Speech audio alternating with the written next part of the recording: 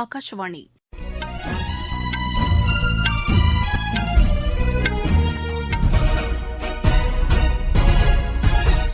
செய்திகள் வாசிப்பவர் வடிவழகி கபிலன். தலைப்புச் செய்திகள். குடியரசுத் தலைவர் திருமதி திரௌபதி முர்மு பல்வேறு நிகழ்ச்சிகளில் ஆற்றிய முக்கிய உரைகளின் தொகுப்பு நூல் இன்று புதுதில்லியில் வெளியிடப்படுகிறது. சுகாதாரம் குறித்த விழிப்புணர்வு நம் அனைவருக்கும் இருக்க வேண்டியதன் அவசியத்தை வெளியுறவுத்துறை அமைச்சர் டாக்டர் ஜெய்சங்கர் வலியுறுத்தியுள்ளார். இளங்கலை மருத்துவ படிப்புக்கான நீட் தேர்வு தொடர்பாக தாக்கல் செய்யப்பட்டுள்ள மனுக்கள் மீதான விசாரணை இன்று உச்சநீதிமன்றத்தில் நடைபெறுகிறது. சத்தீஸ்கர் மாநிலத்தில் சிறப்பு அதிரடிப்படையினர் மீது மாவோயிஸ்ட் தீவிரவாதிகள் நடத்திய தாக்குதலில் 2 வீரர்கள் வீரமரணமடைந்தனர். தாய்லாந்தில் நடைபெற்று வரும் 15 வயதுக்குட்பட்டோருக்கான மல்யுத்த போட்டியில் இந்திய அணி இதுவரை 14 பதக்கங்களை வென்று முதலிடத்தில் உள்ளது. இனி விரிவான செய்திகள். குடியரசுத் தலைவர் திருமதி திரௌபதி முர்மு தமது பதவிக்காலத்தின் முதல் ஆண்டு பல்வேறு நிகழ்ச்சிகளில் ஆற்றிய முக்கிய உரைகளின் தொகுப்புகள் அடங்கிய புத்தகம் இன்று வெளியிடப்படுகிறது. புதுதில்லியில் நடைபெறும் நிகழ்ச்சியில் மத்திய வேளாண் துறை அமைச்சர் திரு சிவராஜ் சிங் சௌஹான், தகவல் ஒலிபரப்புத்துறை அமைச்சர் திரு அஸ்வினி வைஷ்ணவ் ஆகியோர் இந்த மின்னணு புத்தகத்தை வெளியிடுகின்றனர். இதில் திருமதி திரௌபதி முர்மு ஆற்றிய 75 முக்கிய உரைகள் இடம்பெற்றுள்ளன. தகவல் ஒலிபரப்பு அமைச்சகத்தின் பதிப்பக பிரிவு இதனை வெளியிடுகிறது. ஆங்கிலம் மற்றும் ஹிந்தியில் இந்த நூல் அமைந்துள்ளது. சுகாதாரம் குறித்த விழிப்புணர்வு நம் அனைவருக்கும் இருக்க வேண்டியதன் அவசியத்தை வெளியுறவுத்துறை அமைச்சர் டாக்டர் ஜெய்சங்கர் வலியுறுத்தியுள்ளார். மொரீஷியஸ் நாட்டில் மக்கள் மருந்தகத்தின் வெளிநாட்டு கிளையை அவர் திறந்து வைத்தார். இது தொடர்பாக அவர் வெளியிட்டுள்ள சமூக வலைதள பதிவில், பிரதமர் திரு நரேந்திர மோடியின் தொலைநோக்கு பார்வையின் அடிப்படையில் மக்கள் மருந்தகங்கள் செயல்படுத்தப்படுவதாக கூறியுள்ளார். இரு நாடுகளுக்கும் இடையேயான சுகாதார திட்ட பரிமாற்றங்கள் மூலமாக இந்தியாவில் தயாராகும் விலை குறைவான மருந்துகளை மொரீஷியஸ் நாட்டு மக்கள் பயன்படுத்திக் கொள்ள முடியும் என்றும் அவர் குறிப்பிட்டுள்ளார். மொரீஷியஸின் கிராண்ட் போயிஸ் பகுதியில் மருத்துவமனை ஒன்றையும் திரு ஜெய்சங்கர் திறந்து வைத்தார். மத்திய வர்த்தகத்துறை அமைச்சர் திரு பியூஷ் கோயல் இத்தாலியில் நடைபெறும் G7 வர்த்தகத்துறை அமைச்சர்கள் கலந்து கொள்ளும் கூட்டத்தில் இன்று பங்கேற்கிறார். உறுப்பு நாடுகளிடையேயான பொருளாதார உறவுகளை மேலும் வலுப்படுத்துவது குறித்து இக்கூட்டத்தில் அவர் விவாதிக்கிறார். செமிகண்டக்டர்கள், மருந்துகள், பசுமை எரிசக்தி உள்ளிட்ட பல்வேறு துறைகளில் நாடுகளுக்கு இடையேயான ஒத்துழைப்பை வலுப்படுத்துவது குறித்து திரு பியூஷ் கோயல் ஆலோசனை நடத்த உள்ளதாக மத்திய வர்த்தக அமைச்சகத்தின் செய்திக்குறிப்பு தெரிவிக்கிறது. இளங்கலை மருத்துவ படிப்புக்கான நீட் தேர்வு தொடர்பாக தாக்கல் செய்யப்பட்டுள்ள மனுக்கள் மீதான விசாரணை இன்று உச்சநீதிமன்றத்தில் நடைபெறுகிறது. உச்சநீதிமன்ற தலைமை நீதிபதி திரு D.Y. சந்திரசூட், நீதிபதிகள் திரு பர்திவாலா, திரு மனோஜ் மிஸ்ரா ஆகியோர் அடங்கிய அமர்வு இந்த வழக்கு விசாரணையை மேற்கொள்கிறது. நீட் தேர்வை மீண்டும் நடத்த வேண்டும் என்பது உள்ளிட்ட 40 மனுக்கள் மீது உச்சநீதிமன்றம் விசாரணை நடத்தி வருகிறது. நீட் தேர்வுக்கு எதிராக பல்வேறு உயர்நீதிமன்றங்களில் தாக்கல் செய்யப்பட்டுள்ள மனுக்களை உச்சநீதிமன்றத்திற்கு மாற்ற வேண்டும் என்று தேசிய தேர்வுகள் முகமை தாக்கல் செய்த மனுவும் இதில் அடங்கும். உச்சநீதிமன்ற நீதிபதிகளாக திரு R. மகாதேவன், திரு N. கோட்டீஸ்வர் சிங் ஆகியோர் இன்று பதவியேற்றுக் கொண்டனர். அவர்களுக்கு உச்சநீதிமன்ற தலைமை நீதிபதி திரு D.Y. சந்திரசூட் பதவிப் பிரமாணம் செய்து வைத்தார். இதையடுத்து உச்சநீதிமன்ற நீதிபதிகளின் எண்ணிக்கை 34ஆக உயர்ந்துள்ளது. சென்னை உயர்நீதிமன்ற பொறுப்பு தலைமை நீதிபதியாக திரு கிருஷ்ணகுமார் இன்று பதவியேற்றுக் கொண்டார். சென்னை உயர்நீதிமன்ற பொறுப்பு தலைமை நீதிபதியாக பதவி வகித்து வந்த திரு மகாதேவன் உச்சநீதிமன்ற நீதிபதியாக நியமிக்கப்பட்டதை அடுத்து திரு கிருஷ்ணகுமார் இப்பதவிக்கு நியமிக்கப்பட்டார். சத்தீஸ்கர் மாநிலம் பிஜாப்பூர், சுக்மா மாவட்டங்களில் சிறப்பு அதிரடிப்படையினர் தேடுதல் நடவடிக்கையில் ஈடுபட்டிருந்தபோது மாவோயிஸ்ட் தீவிரவாதிகள் நடத்திய தாக்குதலில் 2 வீரர்கள் வீரமரணமடைந்தனர். 4 வீரர்கள் காயமடைந்தனர்.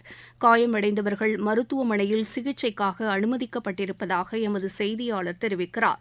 இந்த சம்பவத்தில் உயிரிழந்தவர்களின் குடும்பத்தினருக்கு சத்தீஸ்கர் முதலமைச்சர் திரு விஷ்ணு தியோசாய் ஆழ்ந்த இரங்கல் தெரிவித்துள்ளார். மாவோயிஸ்ட் தீவிரவாதிகள் முழுமையாக அகற்றப்படும் வரை அவர்களுக்கு எதிரான நடவடிக்கைகள் தொடரும் என்றும் அவர் கூறியுள்ளார். நீங்கள் கேட்டுக்கொண்டிருப்பது ஆகாஷவாணியின் செய்தி அறிக்கை. புதிய குற்றவியல் சட்டங்களின் சிறப்பு அம்சங்கள். ஒரு குற்ற வழக்கின் விசாரணை முடிவடைந்த 45 நாட்களுக்குள் தீர்ப்பு வழங்கப்பட வேண்டும். பாதிக்கப்பட்டவர்கள் காவல் நிலையத்திற்கு செல்லாமலேயே வழக்கை பதிவு செய்யும் வசதி. மின்னணு முதல் தகவல் அறிக்கை வழங்குதல். விசாரணை முதல் நீதிமன்ற தீர்ப்பு வரை அனைத்து நடவடிக்கைகளும் கணினிமயமாக்கல். காவல்துறையின் தேடுதல் நடவடிக்கைகள் முழுமையாக வீடியோ பதிவு செய்யப்படுவது கட்டாயமாக்கப்பட்டுள்ளது. தமிழ்நாடு நாள் இன்று கொண்டாடப்படுகிறது. இந்நாளையொட்டி மாநிலம் முழுவதும் தமிழக அரசு சார்பில் பல்வேறு நிகழ்ச்சிகளுக்கு ஏற்பாடுகள் செய்யப்பட்டுள்ளன. இதையொட்டி முதலமைச்சர் திரு மு க ஸ்டாலின் தமிழக மக்களுக்கு வாழ்த்து தெரிவித்துள்ளார். இது தொடர்பாக காணொலி பதிவு ஒன்றையும் அவர் வெளியிட்டுள்ளார். காவிரி நீர்பிடிப்பு பகுதிகளில் பெய்து வரும் தொடர்மழை காரணமாக கர்நாடக அணைகளிலிருந்து உபரி நீர் திறந்துவிடப்படுவதால் மேட்டூர் அணைக்கு நீர்வரத்து தொடர்ந்து அதிகரித்து வருகிறது. இன்று காலை நிலவரப்படி அணைக்கு நீர்வரத்து 24,000 கனஅடியாக இருந்ததாக எமது செய்தியாளர் தெரிவிக்கிறார். காவிரி நீர்பிடிப்பு பகுதிகளில் பெய்து வரும் கனமழை காரணமாக கர்நாடக அணைகள் வேகமாக நிரம்பி வருவதால் உபரி நீர் அதிக அளவு திறந்துவிடப்பட்டுள்ளது. நேற்று காலை 8 மணி நிலவரப்படி 46.80 அடியாக இருந்த மேட்டூர் அணை நீர்மட்டம் இன்று காலை 8 மணிக்கு 50.03 அடியாக உயர்ந்துள்ளது. கடந்த 48 மணி நேரத்தில் மேட்டூர் அணை நீர்மட்டம் 7 அடி உயர்ந்துள்ளது என்பது குறிப்பிடத்தக்கது. மேட்டூர் அணைக்கான நீர்வரத்தும் இன்று காலை நிலவரப்படி 23,989 கனஅடியாக அதிகரித்துள்ளது. மேட்டூர் அணையிலிருந்து குடிநீர் தேவைக்காக வினாடிக்கு 1000 கனஅடி வீதம் தண்ணீர் வெளியேற்றப்பட்டு வருகிறது. அணையின் நீர் இருப்பு 17.83 TMC-யாக உள்ளது. சேலத்திலிருந்து ஜி. விஜயகுமார். இதனிடையே ஒகேனக்கல் காவிரி ஆற்றில் வரும் தண்ணீரின் அளவும் தொடர்ந்து அதிகரித்து வருகிறது. இன்று நண்பகல் நிலவரப்படி நீர்வரத்து வினாடிக்கு 35,000 கனஅடியாக அதிகரித்துள்ளது. இதன் காரணமாக காவிரி கரையோர பகுதிகளில் வசிக்கும் மக்கள் பாதுகாப்பான இடங்களுக்கு செல்லுமாறு மாவட்ட நிர்வாகம் அறிவுறுத்தியுள்ளது. தமிழகத்தில் விருதுநகர் மாவட்டம் வெம்பக்கோட்டையில் நடைபெற்று வரும் 3வது கட்ட அகழாய்வு பணியின்போது முழு வடிவ சங்கு கண்டெடுக்கப்பட்டுள்ளது. ஏற்கனவே சங்கு வளையல் தயாரிப்பு கூடம் அங்கு இருந்தது. 2ஆம் கட்ட அகழாய்வு உறுதி செய்துள்ள நிலையில் இந்த சங்கு கிடைத்துள்ளது கூடுதல் சான்றாக அமைந்துள்ளதாக எமது செய்தியாளர் தெரிவிக்கிறார். விருதுநகர் மாவட்டம் சாத்தூர் அருகே வெம்பக்கோட்டை விஜய கரிசல் குளம் பகுதியில் 3ஆம் கட்ட அகழ்வாராய்ச்சி பணிகள் நடைபெற்று வருகிறது. இதில் கண்ணாடி மணிகள், சங்கு வளையல்கள், செப்புக்காசு, பெண் உருவ சுடுமண் சிற்பம், காளை வடிவ சிற்பம், மாவுக்கள், தொங்கனி உள்ளிட்ட பல்வேறு தொன்மையான பொருட்கள் கண்டறியப்பட்டுள்ளன. இந்நிலையில் இன்று நடந்த அகழ்வாய்வின் போது சங்கு வளையல்கள் தயாரிக்க பயன்படுத்திய முழு வடிவ சங்கு கண்டெடுக்கப்பட்டுள்ளது. இதனை சங்கு வளையல் தயாரிக்க முக்கிய மூலப்பொருளாக பயன்படுத்தியிருக்கலாம் என தொல்லியல் துறையினர் தெரிவித்துள்ளனர். இங்கு சங்கு வளையல் தயாரிப்பு தொழிற்கூடம் இருந்ததை கடந்த 2ஆம் கட்ட அகழாய்வில் உறுதி செய்யப்பட்டுள்ள நிலையில் சங்கு கிடைத்துள்ளது மேலும் இதற்கான கூடுதல் சான்றாக பார்க்கப்படுகிறது. விருதுநகர் செய்தியாளர் தா. கமலக்கண்ணன். இஸ்ரேல் ஹமாஸ் அமைப்பினரிடையே நீடித்து வரும் சண்டைக்கு உடனடி அரசியல் தீர்வு காண வேண்டியது அவசியம் என்று ஐநா பொதுச் செயலாளர் திரு அண்டோனியோ குட்டரஸ் வலியுறுத்தியுள்ளார்.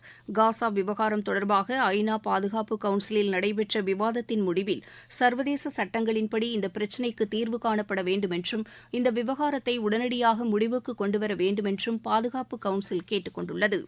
கர்நாடகாவின் தெற்கு பகுதி, கடலோரப் பகுதி, குஜராத் மாநிலத்தில் சௌராஷ்டிரா, கட்ச் மற்றும் மகாராஷ்டிராவில் கொங்கன், கோவா உள்ளிட்ட பகுதிகளில் இன்று கனமழை பெய்ய வாய்ப்புள்ளதாக இந்திய வானிலை ஆய்வு மையம் தெரிவித்துள்ளது. கேரளா, கடலோர ஆந்திரா உள்ளிட்ட பகுதிகளின் ஒரு சில இடங்களில் கனமழைக்கு வாய்ப்புள்ளதாகவும் தெரிவிக்கப்பட்டுள்ளது. உத்தராகண்ட், குஜராத் மற்றும் கிழக்கு ராஜஸ்தான் பகுதிகளில் கனமழை பெய்ய வாய்ப்புள்ளதாகவும் வானிலை மையம் கூறியுள்ளது. இதனிடையே தமிழகத்தின் ஒரு சில பகுதிகளில் இன்று மிதமான மழைக்கு வாய்ப்புள்ளதாக சென்னை வானிலை ஆய்வு மையம் தெரிவித்துள்ளது. நீலகிரி, கோவை மாவட்ட மலைப்பகுதிகளின் ஓரிரு இடங்களில் கன முதல் மிக கனமழை பெய்ய வாய்ப்புள்ளதாகவும் ஆய்வு மையம் தெரிவித்துள்ளது. தாய்லாந்தின் ஸ்ரீரச்சாவில் நடைபெற்று வரும் 15 வயதுக்குட்பட்டோருக்கான மல்யுத்த போட்டியில் இந்தியா இதுவரை 14 பதக்கங்களை வென்று முதலிடத்தில் உள்ளது. இப்போட்டியின் மகளிர் பிரிவின் 33 கிலோ எடைப்பிரிவில் ரோஹினி கானுவும், 58 கிலோ எடைப்பிரிவில் ஆயுஷ்கார் கடேகரும், 62 கிலோ எடைப்பிரிவில் ரூவினும், 66 கிலோ எடைப்பிரிவில் கரிமாவும் தங்கப்பதக்கம் வென்றனர்.